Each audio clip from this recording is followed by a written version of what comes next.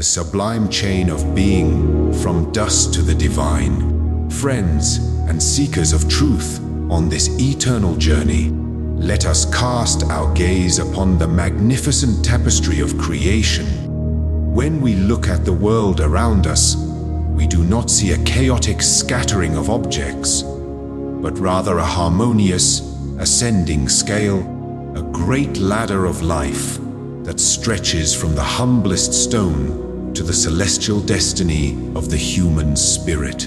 In studying the three kingdoms, or perhaps more accurately, the 4 degrees of nature, we discover the solidarity that binds all things together in the wisdom of God. Let us begin at the foundation. We observe inert matter, the mineral kingdom, which possesses only mechanical energy. Above this, nature bestows a miraculous gift, vitality. Plants are composed of inert matter, yet they possess life. However, let us be precise when we say they do not feel. We speak only of the material world.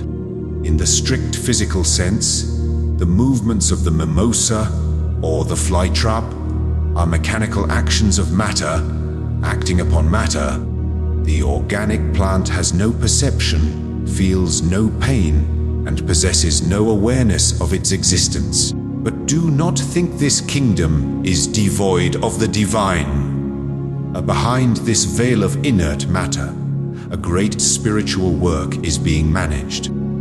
It is here, within these silent forms, that the intelligent principle is being sheltered and elaborated, guided by divine law and undergoing the sacred preparation that will one day allow it to awaken as a conscious spirit. Rising higher, we encounter the animal kingdom. Here, life is enriched with instinctive intelligence and a limited awareness of individuality.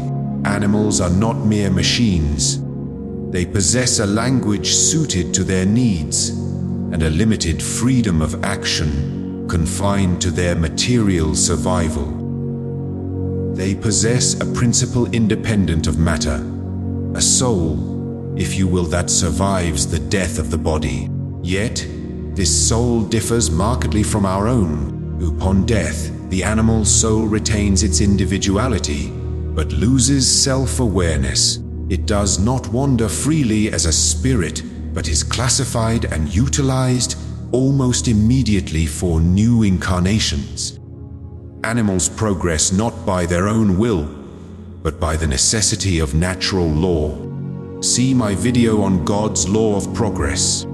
They are our younger siblings in creation, intelligent servants, even on worlds far more advanced than Earth, yet always distinct from the human order. This brings us to the pinnacle of terrestrial creation, the human being. While our physical bodies are akin to animals, and while we share the instincts of self-preservation inherent in matter, we are distinguished by a divine spark. We possess a supreme intelligence that grants us the perception of extra material things, the awareness of our future, and, most gloriously, the knowledge of God.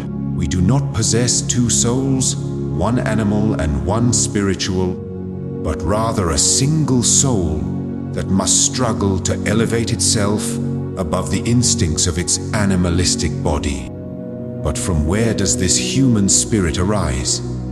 Here lies a mystery and revelation that demands our humility.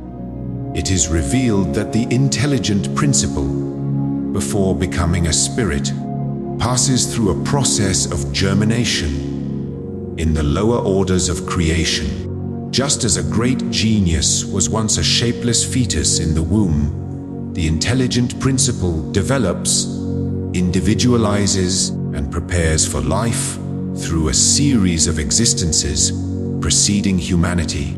It is a long preparatory work. Once this principle undergoes its transformation and becomes a spirit, the period of humanity begins, awakening the consciousness of the future and the moral responsibility of good and evil.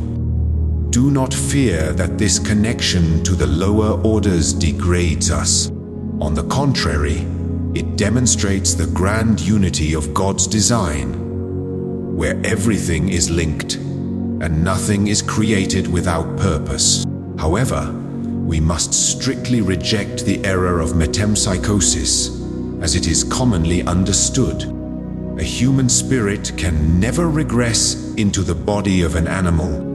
The river does not flow backwards. Reincarnation is a march forward, an evolutionary necessity. While the intelligent principle may have ascended through lower forms, once it achieves the dignity of the human state, there is a break in continuity. The human soul is a being apart, destined for moral life. Therefore, let us walk with heads held high, yet with hearts full of compassion for the lower orders. We are connected to the mineral, the plant, and the animal, but we are not bound by their limitations. We are the beings chosen to know God.